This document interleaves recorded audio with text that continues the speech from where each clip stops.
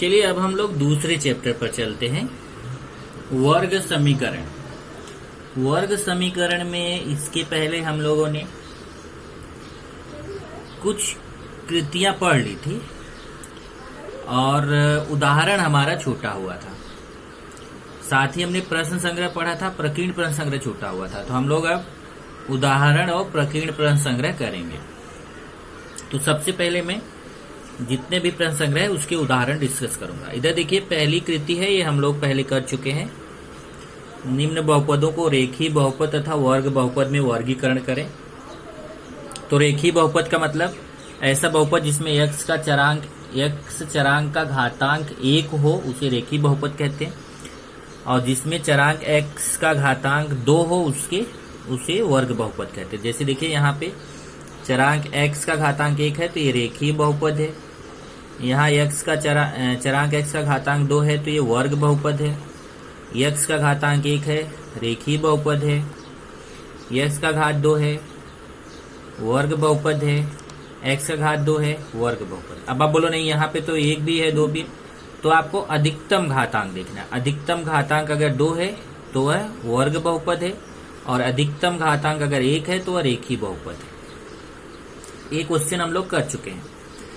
उसके बाद फिर आगे उसने एक उदाहरण दिया, जरा देखिए उदाहरण क्या है।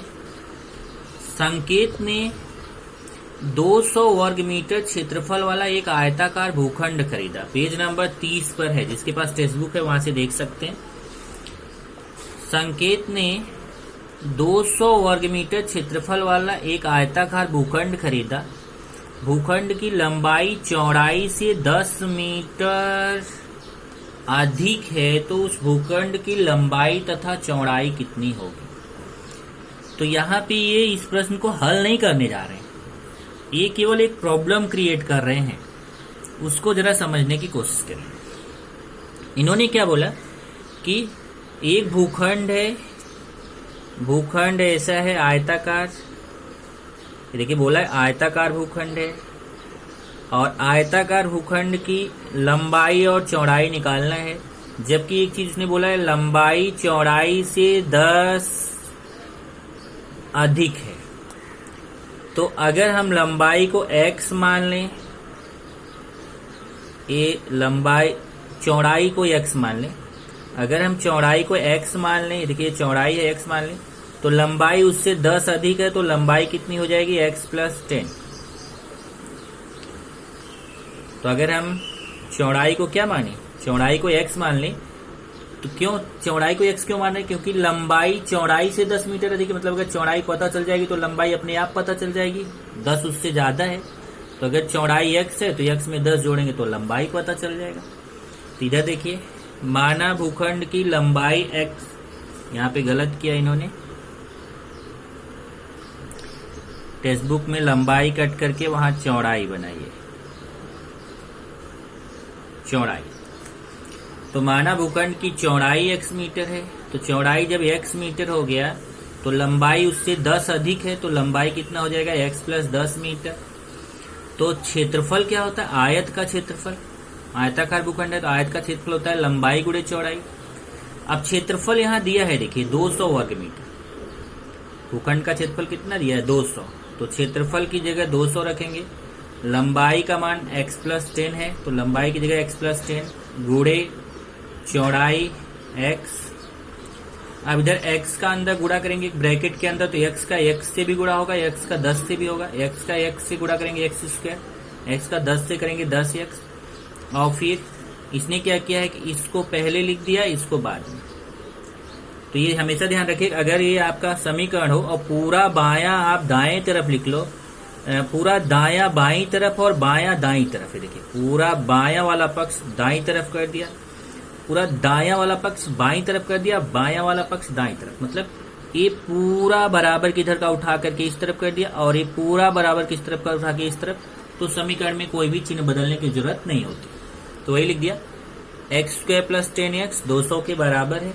अब 200 का इधर पक्षांतर करेंगे, प्लस 200 इधर आगे क्या हो जाएगा, -200। ये आपका एक समीकरण बन गया।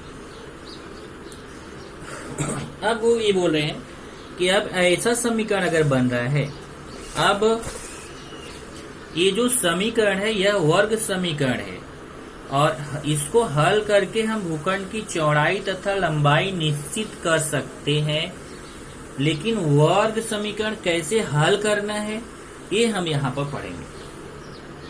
क्योंकि आपको जब ऐसा समीकरण मिल गया ना, वर्ग समीकरण मिल गया, तो वर्ग समीकरण को हल करना आपने सीखा नहीं। जब नहीं सीखा तो कैसे हल करेंगे? तो यहाँ पे यही बोल रहे हैं कि ऐसे समीकरणों को हम यहाँ पे हल करना सीखेंगे। उसके बाद एक और यहाँ पे कृति दी हुई है। ऐसे 3 समीकरण दिए गए हैं। यहाँ पे एक्स स्क्वायर का गुणांक बताना है, 3x का गुणांक, ये देखिए यहाँ पे एक्स स्क्वायर का गुणांक, यहाँ देखिए 1, इधर x का गुणांक 3, इधर गुणांक कितना है -5। तो इस तरीके से अगर आप देखेंगे तो ये एक कृति है, जो कृति हम लोग पहले डिस्कस कर चुके हैं, तो इस पे मैं टाइम पास नहीं करूंगा। ये देखिए ये समीकरण है, ये समीकरण है, इसमें भी संख्या नहीं थी तो +0 ले लिया, यहाँ पे 0x + 0 ले लिया, मतलब वर्ग समीकरण के रूप में लिखा। कैसे लिखा समझ लीजिए। वर्ग समीकरण का रूप कैसा होता है? ऐसा होता है ax² + bx + c = 0। तो इसमें एक घात 2 वाला पद होता है, घात 1 वाला पद होता है और संख्या वाला पद होता है। a b c की जगह संख्या होती है। तो वही यहाँ पे किया है। देखिए x² का गुणांक यहाँ 1 है, x का गुणांक कितना है 3, और यहाँ पे लिखा है +5, जबकि यहाँ पे होना चाहिए -5। अब अगला इसमें देखिए x का गुणांक, अच्छा 1 मिनट, थोड़ा सा गलती किया हमने, ऊपर नीचे लिखा है इसने, तो सही लिखा है। ये देखिए ऐसे लिखा है। इसमें इस वाले समीकरण में x² का गुणांक 1, इस वाले समीकरण में x² का गुणांक 3, इस वाले समीकरण में x² का गुणांक 5, यहाँ पे 5 आएगा। इस वाले समीकरण में x का गुणांक 3, इस वाले समीकरण में x का गुणांक -5, देखिए x का गुणांक कितना है -5। इस वाले समीकरण में x का गुणांक 0। फिर आएंगे आगे,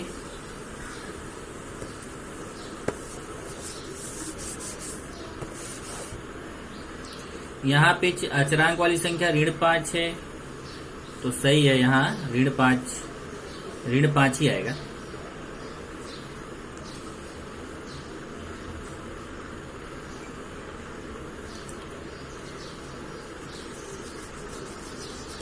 फिर से देखते हैं। ये असल में ऊपर नीचे दिया, मैंने ध्यान नहीं दिया। ये देखिए पहले इस समीकरण का दिया है, फिर इस समीकरण का दिया है। थोड़ा सा ये क्या है, अलग अलग दिए होते तो यहाँ से कंफ्यूज हो गया। देखिए पहले ये पहला वाला समीकरण देखिए, अब सब कुछ भूल जाइए, अब यहाँ से शुरू करिए। इसमें x² का गुणांक 1 है,